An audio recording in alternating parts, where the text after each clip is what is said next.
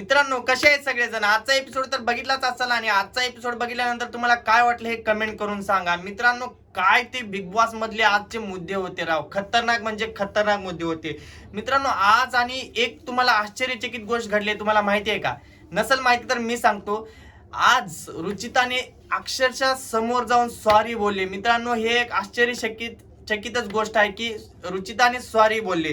पहिली बार असं बघितलं की रुचिता अग्रेसिव्ह न होता सॉरी बोलले. जिंकलीच रुचिता तू तिथेच, माहितीये का?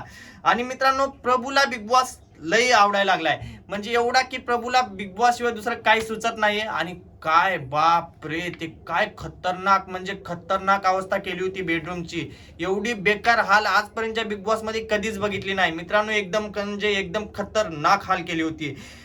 एवढं भारी तुफान आणलं होतं ना, मला तर ते तुफान बघून लय आवडलं. आणि मित्रांनो, मला एक सांगा, आता सगळे बोलत होते ना की दिव्या पडली आणि दिव्याला ट्रोल करत होते. सकाळपासून फक्त आणि फक्त दिव्यावर व्हिडिओ येत असते आणि दिव्यावर कमेंट येत होते. मित्रांनो, आता कुठे गेला तुमचा हिरो VK? हिरोच तुमचा 2 सामान उचलून जमिनीवर असा पडला होता. फक्त आणि फक्त 2 सामान उचलून, ते पण जड सामान उचलून नाही, डायरेक्ट नॉर्मली सामान होते तेच उचलून तुमचा हिरो आज चक पूर्ण म्हणजे पूर्ण जमिनीवर पडला होता. मित्रांनो, मला सांगायचं तात्पर्य एवढंच आहे की मी त्याला वाईट बोलत नाहीये की एवढी बॉडी असून तो एवढं काम करून दमतो. तर मला सांगा, ती पोरगी असून थोडंसं काम केल्यानंतर दमणारच ना. मला एवढंच सांगायचं होतं सकाळपासून की ती मुलगी आहे, तिला दम लागला असेल थोडा.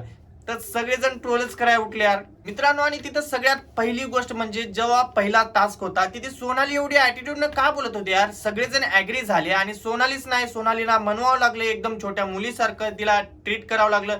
तेव्हा जाऊन सोनाली मानली. यार, हे कुठेतरी चुकीचं आहे. जर सगळेजण ऍग्री आहेत तर तुम्ही पण ऍग्री व्हा ना. जर 4 पैकी 3 जण जर वन साईडला आहे तर तू पण सामील हो, काय फरक पडत नाही. एवढा ऍटिट्यूड दाखवायची गरज नाही.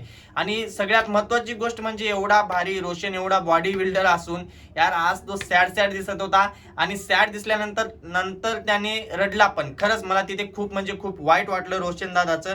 म्हणजे एवढा माणूस बॉडी बिल्डर, एवढा म्हणजे धट्टाकट्टा आहे, तरी त्याच्या डोळ्यातून पाणी आले. फक्त आणि फक्त आईसाठी, त्याला आईची आठवण आली होती म्हणून. मित्रांनो, सगळ्यात पहिलं म्हणजे सोनालीला बसलाय बिग बॉसचा टोमणा. मित्रांनो, बिग बॉस कधीच एवढा टोमणा बेकार देत नाही. सोनालीला एवढा बेकार टोमणा दिलेला आहे, तुमचे नाखून तर चांगले आहेत का म्हणून.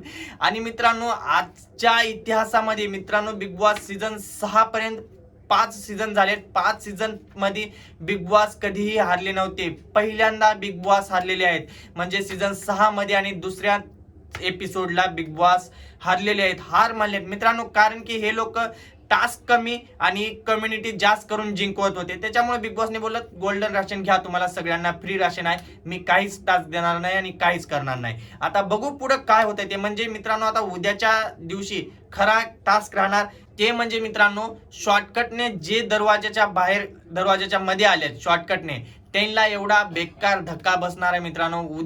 उद्या शॉर्टकट वाल्यांची काहीच खैर नाही. कारण की शॉर्टकट वाल्यांनीच आज त्यांना फुकट राशन दिलं. कारण मेहनत करायची होती, त्यांना मेहनतीच्या दरवाज्यातून आले होते म्हणून त्यांना मेहनत करायची होती. पण ह्या शॉर्टकट वाल्यांनी स्वतः मध्ये त्यांना सामील करून घेतलाय, त्यांना पण शॉर्टकट मध्येच सामील करून घेतलेला आहे. तुम्हाला काय वाटतं या मुद्द्याबद्दल? कमेंट करून नक्की सांगा. मी तेच विचार करत होतो की एवढे दिवस झाले, 2 दिवस झाले, आणखी पण लावणीचा विषय कसा काय नाही बिग बॉस मध्ये. हा, दीपाली मॅडमनं जे बोलली ते ठीक आहे, पण मित्रांनो, ज्या वेळेस हे लावणीचं सगळं प्रकरण चालू होतं बाहेरच्या दुनियेत, बिग बॉसचं नाही, बाहेर लावणीचं प्रकरण चालू होतं आणि सगळेजण बोलत होते की आपल्या महाराष्ट्राला बिहार बनवत आहेत, आपल्या महाराष्ट्राला बिहार बनवत आहेत. पण दीपाली मॅम तिथे जाऊन तेच डायलॉग मारली. म्हणजे बाहेरच्या पब्लिकचं ऐकून तिने पूर्ण स्क्रिप्टेड तिथे सगळ्यांसमोर केली आणि कूल बनली. पण कूल बनायची गरज नाहीये, कारण की एखाद्याच्या प्रोफेशनलवर बोलणं हे कदाचित मला तर चुकीचं वाटते. कारण की जर तो सदस्य त्याच्या प्रोफेशनलला पुढे येत आहे तर आपण त्याच्या प्रोफेशनलवर बोलणं हे चुकीचं आहे. कारण की समोरचा व्यक्ती गप्प बसलाय म्हणजे आपण त्याला हारला किंवा घाबरला असं समजणं हे 100% चुकीचं आहे मित्रांनो. आणि बिग बॉसला एक विनंती आहे मित्रांनो, बिग बॉस छोटू डॉनला ना एक मुलगी बघा ना. कारण की तू मुलगी बघा म्हणून सांगतोय, एवढा भारी गाणं म्हणत होता तिथे. बिग बॉस त्याला प्लीज ऍज अ रिक्वेस्ट आहे, त्याला एक मुलगी बघा. आणि छोटू डॉनला आपल्या मुलगी बघितल्यानंतर मित्रांनो, खरं सांगा, बिग बॉस मध्ये सगळ्यात जास्त टाइम म्हणजे स्क्रीन टाइम जे आहे ते कुणाला देत आहे? तुम्हाला काय वाटते? मला तर वाटतं की छोटू डॉनला देत आहे. आणि हा, छोटू डॉनला दिला पण पाहिजे, कारण की छोटू डॉन जे आहे ते पूर्णपणे एंटरटेनमेंट करतोय, सिरियसली एंटरटेनमेंट करतोय छोटू डॉन. आणि छोटू डॉन एक नंबर एंटरटेनमेंट सगळ्या पब्लिकला करत पण आलेला आहे. आता बघू, आज तर दुसरा दिवस आहे, इथून पुढे पण एंटरटेनमेंट करतो की नाही. आणि छोटू डॉन भाई, थोडं ते गोटी बोलणं बंद कर, नाहीतर इथं वेगळाच अर्थ काढायला लागल्यात, हसायला लागल्यात. तुला समजलं नाही त्याने कुठल्या गोटीबद्दल बोलतायत ते. मित्रांनो, तुम्ही कमेंट करून नक्की सांगा की ते लोक कुठल्या गोटीबद्दल बोलत होते ते. आणि VK भाई, त्याला काय प्रश्न विचारतो यार, तू कसल्या कसल्या गोट्या बघतोय आणि तुला कसल्या कसल्या गोट्या माहिती आहे? मित्रांनो, ह्याला सांगा यार कुठल्या कुठल्या गोट्या असतात ते. कमेंट करून नक्की सांगा.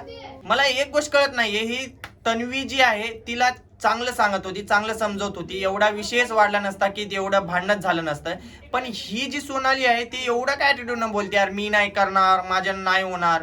अरे यार, एवढा ऍटिट्यूड कशाला? ऍटिट्यूड दाखवून तू कूल बनायला गेलीस, पण तिथं तुझा फुलच झालेला आहे, माहिती आहे का? कारण की तुझा पब्लिकला हे ऍटिट्यूड बिलकुल पण आवडलेला नाहीये. मित्रांनो, तुम्हाला खरंच सांगायचं, हिचा ऍटिट्यूड आवडतो का ते कमेंट करून नक्की सांगा. तर चला मग, बाय बाय, भेटूया उद्या लवकर.